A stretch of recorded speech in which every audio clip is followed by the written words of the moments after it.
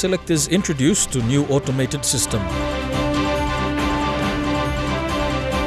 IBS says it is a registered university. And landowners can be part of new gas-powered venture.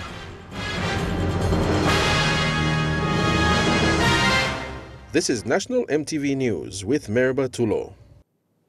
A very good evening. Thank you for joining us. This is Tuesday's news. Prime Minister Peter O'Neill has urged all interested parties not to preempt the outcomes of an administrative inquiry into the Manu Manu land deal. His comments follow public comment in news media in relation to the land deal. In a statement today, Mr. O'Neill said whilst the final report has not yet been presented to government, he has assured the country that once finalised, the report will be released to the public and tabled in Parliament. Mr. O'Neill adds, as the issue is a serious matter, the outcomes will be finalised in an appropriate time frame, adding that due process must be respected. Residents of the 4 Mile community in Lae have raised concerns over the number of properties that are being sold without the owner's consent. They say these deals are being facilitated by a few community leaders and over 15 families have been affected. John Jacob is one of these victims whose property was sold. However, he has taken his case to court. John Jacob and his family have been living here for 19 years. He first came here as the caretaker after the owner left and has been here since. List obligation me one pins want the lands also commission things agreement over sign me been over sign me working 2011 or documents me all. In 2013, this block of land was sold for 20,000 kina by a community leader without Jacob's knowledge. 14 now and again cutting down over something. He was told to move, however, he stayed on and took his case to court. Residents in this community have been victims of forced evictions over a period of 6 years. 2 weeks ago, the Paovis who live further down the street were given a 24-hour eviction notice.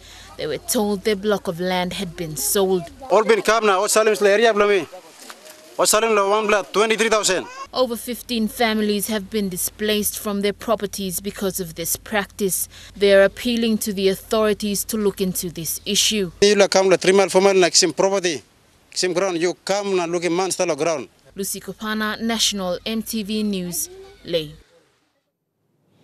The Japanese and United States embassies, in partnership with the Living Light Foursquare Church, have funded a new resource center for women at Kaugera in the National Capital District. Both diplomatic missions see women empowerment as crucial to the country's development.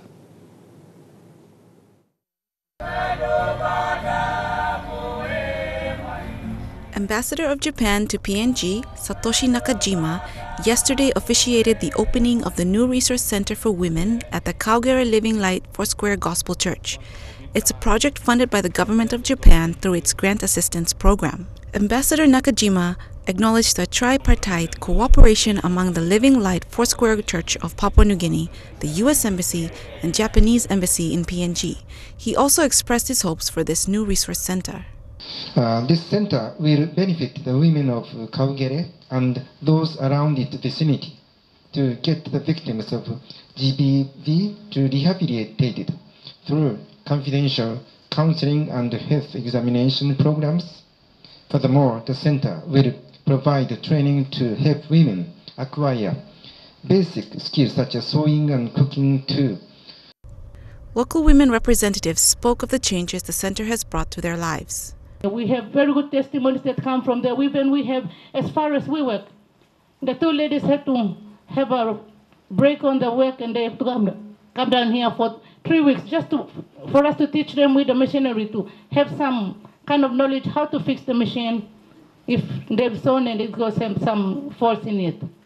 And they had to come all the way here for 3 weeks just to train them how to handle the electric machines. Ambassadors Nakajima and Catherine Ebert Gray of the United States Embassy cut the ribbon to officially open the Resource Center. 1, 2, 3. All right. Lillian Kinea, National EMTV News. Chief Justice Salamo India is confident all election-related cases will be completed by July 2018. Salamo made these remarks during the swearing-in of 5 new judges in Port Moresby today. He said with the recent inclusion of 9 new National and Supreme Court judges, it will help fast-track these cases. Out of the 77 election petitions registered at the Courts of Disputed Returns, at least 10 have been dismissed, while over 50 have proceeded to pre-trials.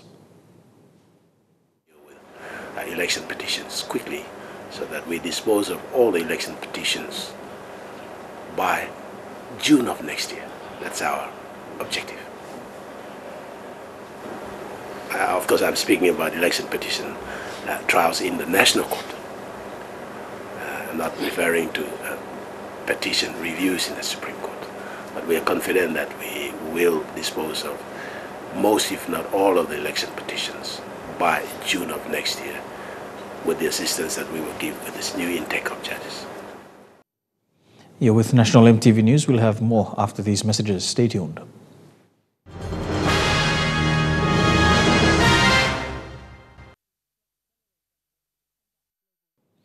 Welcome back to National EMTV News. Turning overseas now, in New York City, the man accused of detonating a homemade pipe bomb strapped to his body near one of the world's most well-known tourist destinations pledged allegiance to ISIS.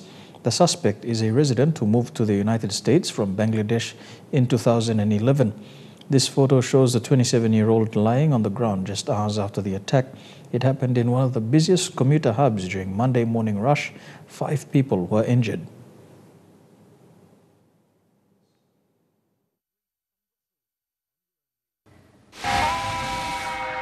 Tonight, a man is in custody after an explosive device detonated in the busy Port Authority bus terminal near Times Square. This cell phone video captures the moment. New York City Mayor Bill de Blasio calling it an attempted act of terror. And let's be also clear, this was an attempted terrorist attack. Police have identified the suspect as 27-year-old Akayed Ullah, a Brooklyn resident of Bangladeshi descent. Authorities say he was wearing a homemade device that either malfunctioned or did not go off as planned. Preliminary investigation at the scene indicates this male was wearing an improvised, low-tech explosive device attached to his body. He intentionally detonated that device. With more than 200,000 commuters passing through the terminal daily, authorities say the situation could have been much worse. The suspect is under close watch at Bellevue Hospital, where he is being treated for burns and lacerations. A law enforcement source telling CNN the suspect had pledged allegiance to ISIS and that he was motivated by recent actions in Gaza. Most recently, investigators say Ullah had worked near the Port Authority doing electrical work along with his brother. He had been licensed to drive a taxi in New York, but it's unclear if he ever did. His license expired in 2015. Ullah is a permanent legal resident who came to the United States in 2011 to join family members already living in New York. This attack comes just over a month after an ISIS sympathizer killed 8 people by driving a truck down a busy New York bike path. And tonight, new questions about security levels in New York's transportation hubs. Listen, we have almost 3,000 transit cops that work in the subway system every day. We have the Strategic Response Group. We have the Critical Response Command. All parts of this system are patrolled. This is New York. The reality is that we are a target by many who would like to make a statement against democracy, against freedom. We have the Statue of Liberty in our harbor, and that makes us an international target. We understand that. Amara, the NYPD is looking for anyone who may have witnessed the explosion this morning. They're also wanting to talk to the suspect's brother, who he worked with. At this point, investigators believe this was an isolated incident. As North Korea races to perfect nuclear weapons, there is growing concern that Kim Jong-un is acquiring other weapons of mass destruction, including biological agents. CNN's Brian Todd reports on the frightening possibilities. there are new concerns that Kim Jong-un's deadly ambitions go beyond nuclear weapons. South Korean officials and independent weapons experts are growing increasingly concerned that Kim's regime has the intent and capability to develop biological weapons. They are a weapon of terror in a sense, because we have in our own minds these thoughts about the horror of biologicals, outbreaks of disease. This is something that frightens us. South Korean government reports, recently cited by Harvard University, say North Korea has 13 types of biological agents which it can weaponize within 10 days. They say anthrax and smallpox are the most likely agents they would deploy.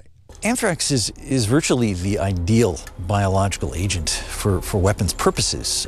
It's a bacterium that is very hardy. It can survive all kinds of conditions. It can persist.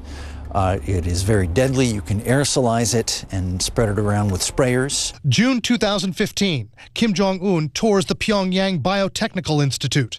The North Koreans said it was a factory which manufactured pesticides, but some machinery on display raised alarm.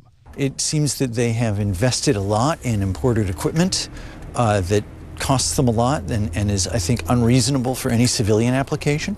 Equipment like what analysts say are industrial-scale fermenters, which could produce anthrax on a large scale, and other machinery used to convert biological agents into sprayable form. South Koreans would be in the direct line of fire, a threat taken seriously enough that South Korea holds mock drills for WMD attacks. But nearly 38,000 American troops in South Korea could also be hit. A small aircraft basically overflying them, individuals who are infecting them. There's just no way to guarantee and protect U.S. troops from this. Officials say there's no evidence North Korea has yet produced a biological weapon. But with the assassination of his half-brother this year, Kim Jong-un has shown the willingness to use his chemical weapons arsenal. And having the capability for a biological attack, with the difficulties in tracing those weapons, experts say, adds another dimension to Kim's threat. With biologicals, there's a slight element of deniability. There could be an outbreak of a disease in South Korea. It would take us weeks, maybe even longer, to trace it back to North Korea. And during that time, he could kill South Koreans. Experts say another advantage this gives Kim is the diversion of his enemy's resources. For every dollar the U.S. and South Korea spend on preparing for an anthrax, smallpox, or another biological outbreak, that's a dollar they don't spend in preparing for a conventional or nuclear attack from North Korea. A U.S. medic who first treated a North Korean defector last week says he had to perform an emergency procedure to help save that soldier's life. The soldier was shot 5 times as he crossed the heavily guarded demilitarized zone. A North Korean soldier runs for his life. Under a hail of bullets from his former comrades, he crosses the border in the DMZ into South Korea, shot 5 times, clinging to life. The call for a US medevac is made. It was Medic Sergeant Gopal Singh's last mission before returning to the US and civilian life. Immediately, I saw his condition and I could tell he was probably going to die in the next 15 minutes. Sergeant Singh saw the wounded man's lung was in danger of collapsing, so he did a needle chest compression with a 3.5-inch needle, the first time he'd ever done that procedure outside of training. I knew if I didn't do it, that he was going to die. So, and from the time I got him into the aircraft, I said a prayer because I saw his condition and I didn't think he was going to make it. So you were flying fast? Yeah, we were.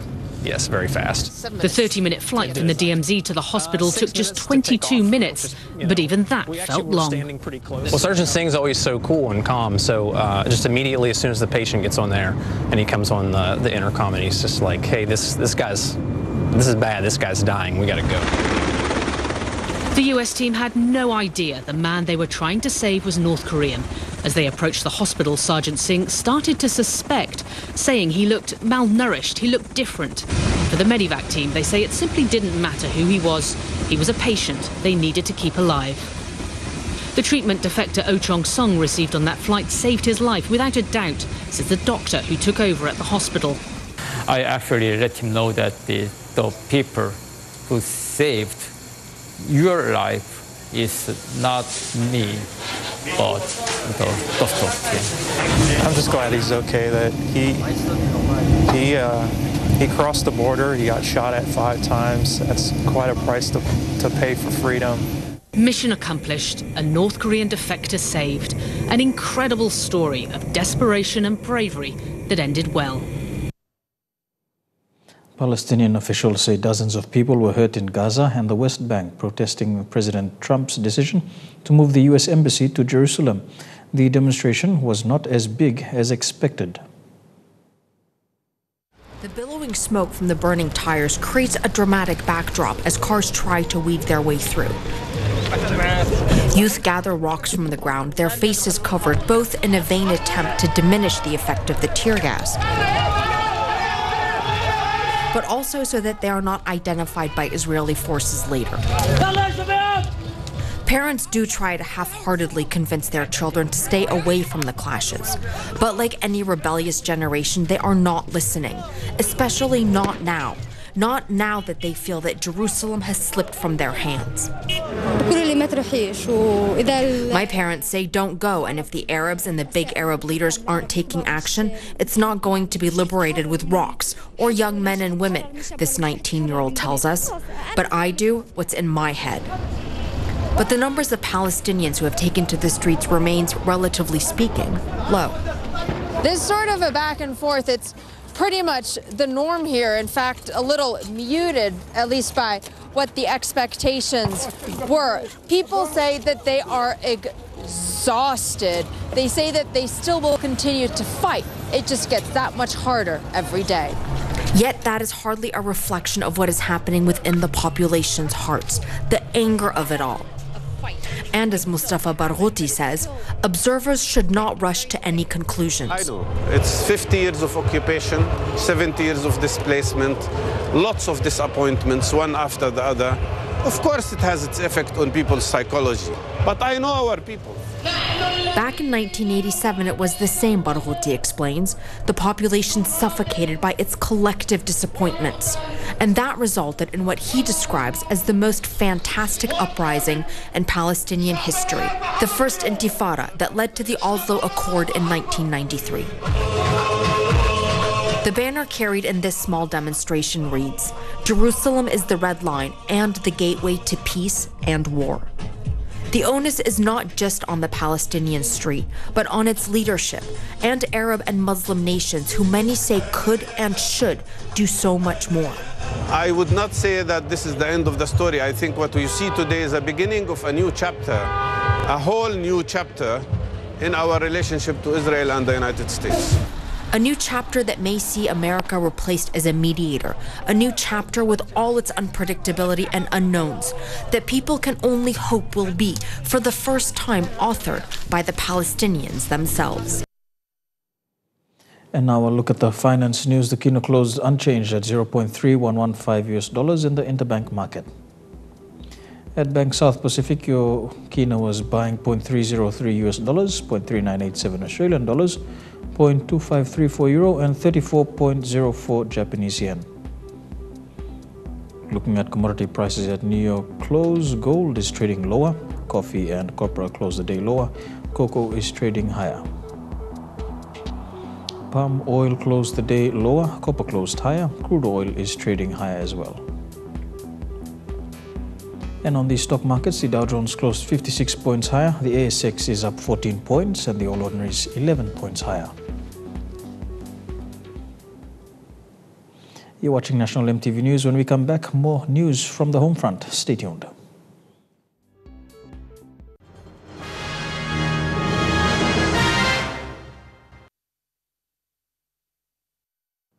Welcome back to National EMTV News. 5 new judges were sworn into the Supreme and National Courts on recommendations made by Chief Justice Sir Salamo Injia. They took the oath before Governor General Sir Bob Dadai at Government House. The 5 newly appointed judges are Justice Jim Tamate, Acting Justice David Susame, Acting Justice Sinclair Gora, Acting Justice John Comey, and Acting Justice John Numapo. 43 judges on the ground. The last one, the 44th one, is coming to join us next year in February. Is Justice Wagile Bingake. It's a high court from Botswana that has been appointed, but he'll be joining us in February of next year.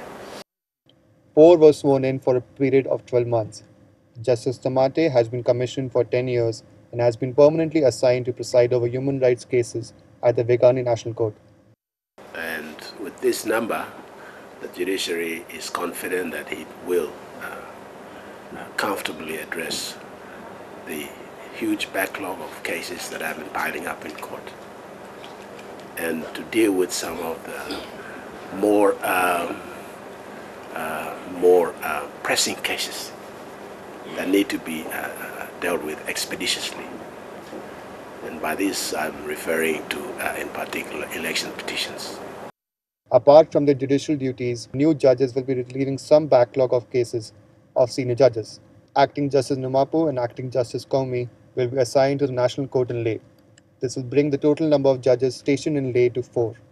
Acting Justice Susame and Acting Justice Gora are assigned to Kokopo and Vivag National Courts respectively. Himmat Shalagram, National EMTV News. Selectors from higher learning institutions have undergone 2 days introduction to the electronic selection system that will be launched tomorrow by Higher Education Minister Pilat Neningi. Representatives from the 6 major universities and other technical and business institutions under the DHERST were present. The online selection is the first of its kind that DHERST is introducing to deal with fairness, accountability and capacity issues during selections. The workshop was to train and prepare PNG's higher education selectors on using the online selection program. This year, just over 28,000 students were nominated to sit for the Grade 12 examinations. Minister for Higher Education, Research, Science and Technology, Pilat Neningi, says the rapid growth of the tuition fee-free policy is astounding and the sector has to move to a stage where it is more honest and transparent. Tomorrow will be the due date. That selection will be down on online, and all students, parents, institutions will know which other students will go into institutions, universities, colleges. We will know by tomorrow. The 2 days saw selectors entering their criteria and their school's quota. The system then runs these parameters through an algorithm that comes up with the list of selected students based on their marks and the institution's criteria. This year we are introducing the online selection system. It's basically an electronic method for facilitating the selections. So today what's happening is that we've invited all the selectors to come in. Basically the online selection system is such that selectors can now remotely log in to the system and remotely apply their criteria, and electronically they get a list, selection list. Looking forward, DHERST hopes to have the entire selection process and applications done electronically and selections done in the following years to be conducted in respective provinces. For anything a first round, you know, it's you want to ensure that there may still be some challenges. But that's the way development is. So we have the challenges there.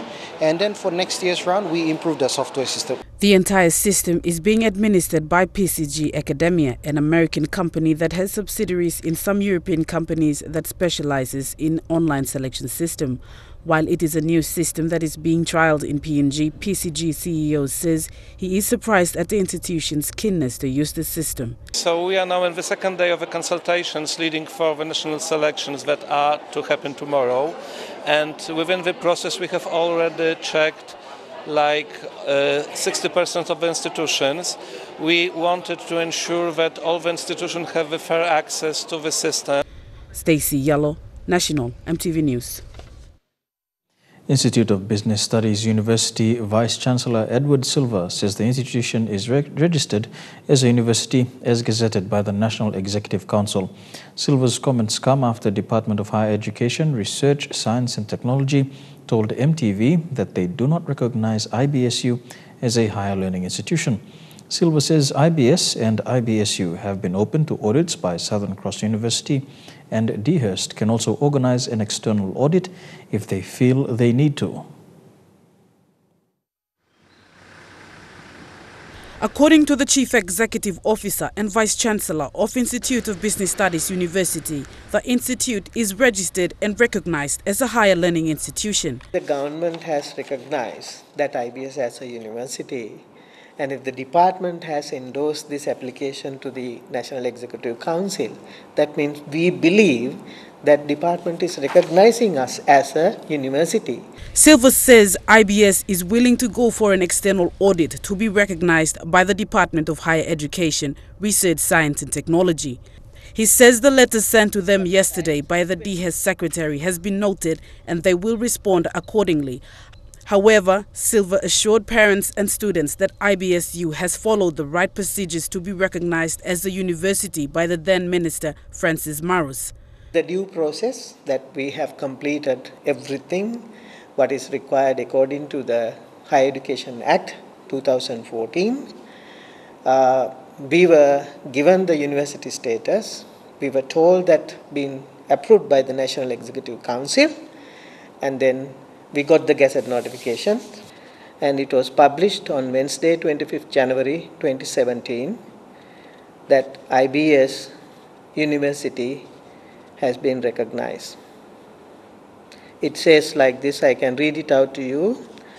I, Honorable Francis Marus, MBA, MP, Minister for Higher Education, Research, Science and Technology, by virtue of powers conferred by Section 118, 1A of the Higher Education General Provision Act 2014, and all other powers me enabling, acting with and in accordance with the advice of the National Executive Council, hereby declare the approval for the recognition of the Institute of Business Studies University with effect on and from the date of publication of this notice in the National Gazette. Stacey Yallo, National EMTV News. A newly established business in Leh, PNG On Demand, hosted an SME meeting that brought together small business owners. More than 90 small business owners in Leh attended the event, an opportunity where they could identify their potential clients.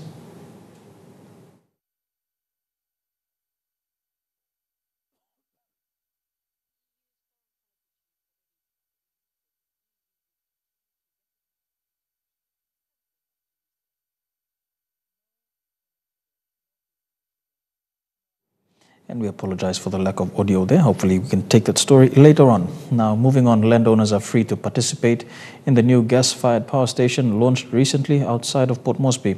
The project, developed by New Power, a joint venture between Kumul Petroleum Holdings Limited and Oil Search, is expected to utilize gas from the PNG LNG plant to provide additional power into the Port Moresby electricity grid. Since the official launch of the construction of the 57.8 megawatt gas-fired power facility, landowner groups within the PNG LNG project have expressed disappointment in the lack of project landowner participation. In a statement today, Chairman of New Power Holdings, Wapu Sonk, has left the door open for landowner participation through Mineral Resources Development Company, MRDC.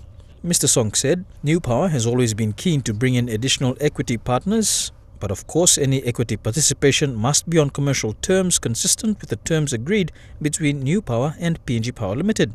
Otherwise, there will be substantial increases in the cost of power to PPL and its customers. He adds that the offer remains open and New Power is awaiting engagement from MRDC to discuss the commercial terms for equity participation. He is therefore urging landowners to work constructively with the MRDC to achieve their participation in this milestone power project. Mr. Sonk's comments follow concerns by Hela Resource landowners who claimed they had been denied the opportunity to take part in this project. This facility is being developed by New Power, a joint venture between Kumul Petroleum Holdings Limited and Oil Search, at a cost of 375 million kina. This is going to be the first power plant in Port Moresby, gas-fired power plant. We've had PNG LNG project constructed, and this is the first time that we will see gas come out of the fence for power project. The National Fraud and Anti-Corruption Directorate have revealed a false declaration of the 2014 Madang by-election after results did not reconcile. Yama claimed the National Court's decision with the final result was unsatisfactory and vowed to appeal to the Supreme Court on this ruling. Complainant Peter Yama, a candidate then, laid a complaint with the PNG Electoral Commission and the National Fraud and Anti-Corruption Directorate. Fabian Hakalitz brings us the string of events that unfolded in this report. After almost 3 years in court, the final outcome of the investigations by the National Fraud and Anti-Corruption Directorate has revealed irregularities. Yesterday, the appointed returning officer for the Madang Open by-election, Simon Sinai, was arrested on 1 count each of false declaration, perjury and official corruption. On August 6, 2014, the Madang National Court ruled in favor of petitioner Peter Yama after election process integrity was questioned. This then led to another by-election where Simon Sinai was appointed as returning officer. On record of this broadcast, the recount was conducted at the Jomba Catholic Hall using the electronic and manual system, with the recount results be returned to the National Court on September 2. We are looking forward to comments counting. On August 26, the Madang Open Electorate Judiciary Audit recount commenced. It was confirmed the 6,116 disputed ballot papers found at the Madang Cemetery was to be counted and tallied separately as court exhibits. As the counting progressed, scrutinies raised concerns on the increased exhausted ballot papers, which questioned the integrity of electoral laws. However, Assistant Court Registrar Bakabina explained a court audit recount the PNG Electoral Commission must comply with. All errors and omissions must be raised with the court. The returning officer suspended the recount after lawyers of both parties, Duban and Yama, failed to turn up for the briefing. Sinai was surprised, same time raised concerns of such incidents happening in Madang, of live ballot papers found in ballot boxes. In September, the Madang recount finally concluded, with returning officer Simon Sinai disclosing figures with Nixon Duban with 15,002 and Peter Yama on 13,557, and the results were returned to the National Court for the final decision. This didn't go well with Peter Yama, who later filed affidavits for contempt of court. On October 8, the Madang National Court declared Nixon Philip Duban as the legitimate MP. Justice Subhanet Sikora made the ruling based on reports submitted by the Assistant Court Registrar Bakabina and Returning Officer Simon Sinai. The judiciary audit recount concluded with Mr. Duban leading with 15,002.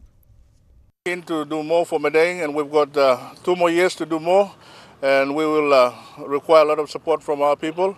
Understanding. 2 options available to us, either to pursue the review in the Supreme Court as a matter of principle, or to withdraw the review currently on foot in the Supreme Court. Petitioner Peter Yama then vowed to appeal to the Supreme Court on this ruling.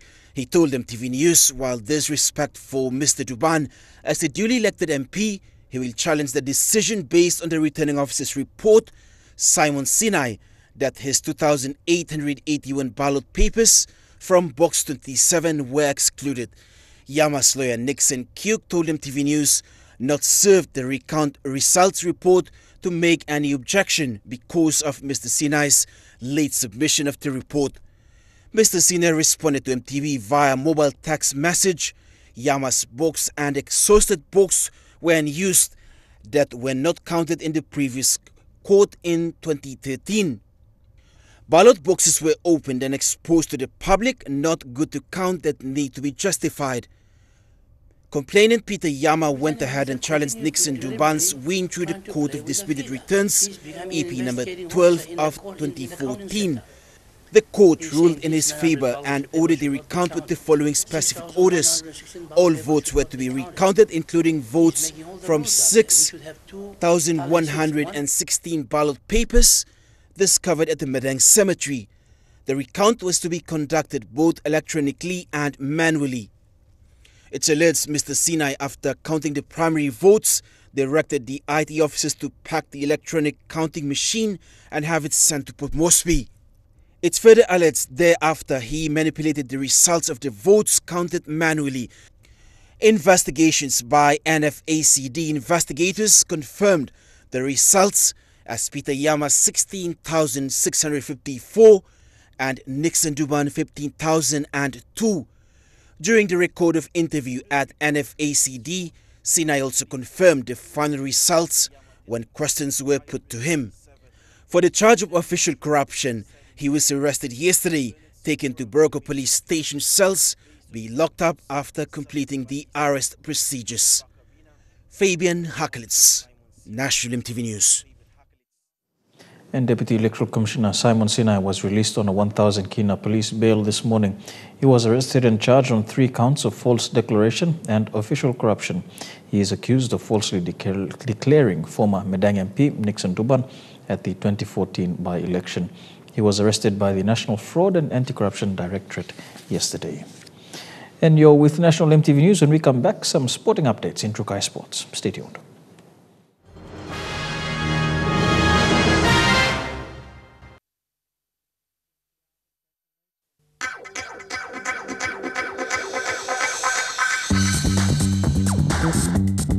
Trukai Sports.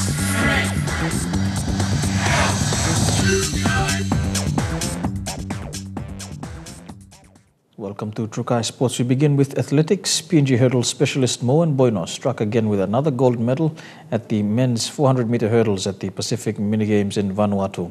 He clocked a time of 52.44 seconds and was followed closely by teammate Ephraim Lekin in a time of 53 seconds to settle for silver. In the women's 800-meter final, Poro Gahekave and Tunatine won silver and bronze respectively. PNG scooped up the medals in the women's long jump with Reli Kaputin winning gold and setting a new Pacific Games record in the process, while teammates Annie Topal and Adrian Monagi bagged silver and bronze. In the men's high jump, Peniel Richard cleared 2 meters on the bar for a silver medal finish. Still on athletics, Pacific Sprint Queen Toya Whistle maintained her dominance on the track, taking out gold in the women's 100-meter finals today, while in the men's final, PNG's Wesley Logorava and Kupun Whistle won silver and bronze respectively behind Moses Kevin from Samoa, who topped the podium. In the women's 400-meter hurdles, Raylene Kanam and Annie Topal received gold and silver with a dominant performance. Poro Gahekave bagged silver in the women's 5,000-meter race, while Jacqueline Trevets and Sharon Tauko grabbed silver and bronze in the women's hammer throw.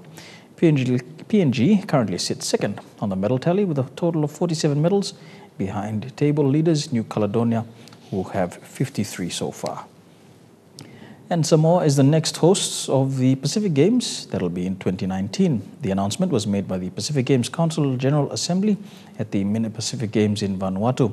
The Pacific's largest sporting event will be held from July the 6th to the 20th. Other countries that have submitted their expression of interest are Northern Marianas for the 2021 Mini Games and Solomon Islands for the 2023 Pacific Games. And to some rugby league news now, Blanda Bavu and Israel Eliab have been dropped from the SP Hunters preseason train-on squad. Both players were let go after they failed to show up at camp. The pre-season training camp began last week with 34 players. Both Eliab and Abavu, who were outstanding for the Hunters last season, failed to show up for camp, resulting in them being dropped. The team is now in their second week of training. After the first week, 10 players, including Eliab and Abavu, have been dropped from the squad. Junior Rob, Mark Pitti, Stanford Talita, Kerry Pep, Joseph Singora, Israel Wari, Thomas Moide and Ishmael Yombane were released due to either personal, family, study or employment reasons.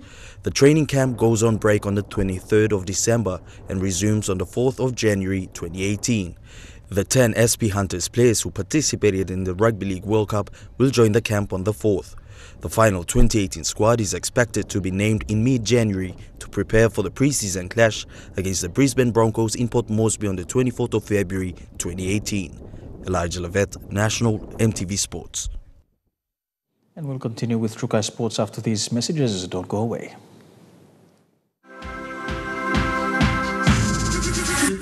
Trukai Sports. Welcome back to Trukai Sports. The PNG powerlifting team arrived today from the Oceania Championship and Pacific Invitational in Singapore. Each athlete winning a medal at the event, the team of 11 bagging gold, silver and bronze respectively. President Michael Kingston and team manager Phil Priestley say the team's performance was far from what was expected. In day one of the competition, Livingstone Sikoli was the first to pocket gold for the team. Adding 8 more gold on the day, in the evening session was Mary Peto and Henry Keller, who grabbed hold of 4 gold each in the Masters 2 category. In the open women's event, Belinda Umeng grabbed 4 gold, while Hitolo Kevau picked up 3 silver and 1 gold. The only competitor on Saturday was Linda Paulson, who snatched gold, silver and bronze. President Michael Kingston applauded his athletes for a job well done. I think everyone did their best. I think we did even better than we did in Brisbane in terms of consistency and professionalism. So improvement is the most important thing. It's too ambitious to think that we'll win everything every time, but so far we've done bloody good. I think yesterday our 3 Masters lifters all won gold, and today Linda got silver by a very thin margin against a woman who was half her age. So I'm very proud of what she did today. Same thing was alluded by team manager Michael Priestley. I thought they did extremely well. You know, I mean, there's a strong competition here, but as they haven't been into a major competition like this before, they really shone and come out. You know, the proof of the pudding, as we say, is in what you win, and they won their medals. So they've proven to everybody that our team has got the ability to be a major medal winner in the sport that we're in. Competing on Sunday was Martin Titus, who won 2 bronze and 2 silver, and Kalau Andrew, who took another 4 gold medals for the team. From Papua New Guinea, Andrew Kalau.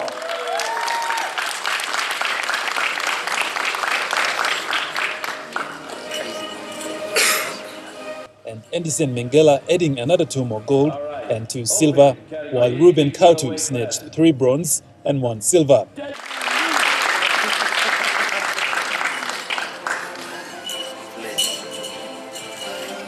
In the heavyweight category, last competitor of the team, Vagi Henry, took out 3 silver for the team.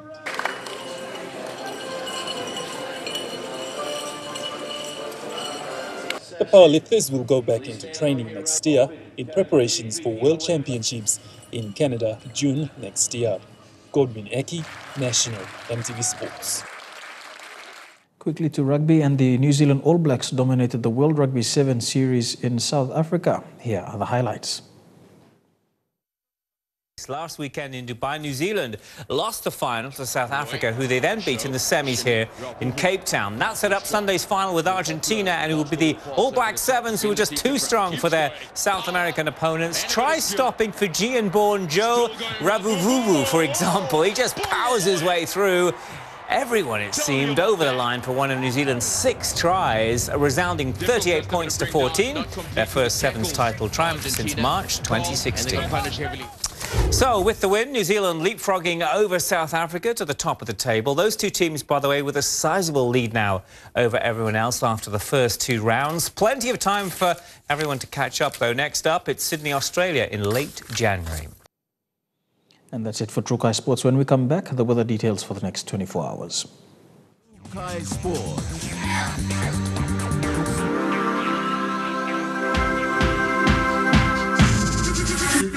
Trukai Sports. The weather details are proudly brought to you by Dulux Weather Shield. Worth doing with Dulux.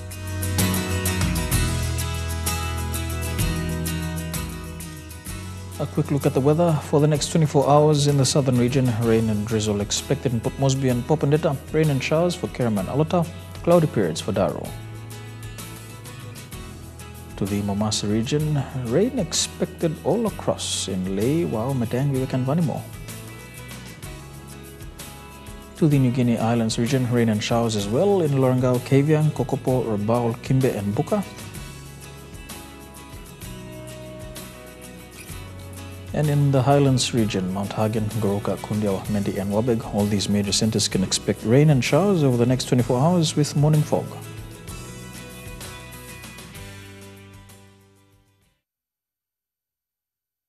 The weather details are proudly brought to you by Dulux Weather Shield. Worth doing with Dulux. And that's the news, sport and weather for today, Tuesday, the 12th of December 2017. On behalf of the EMTV News team, pleasant viewing. Good night.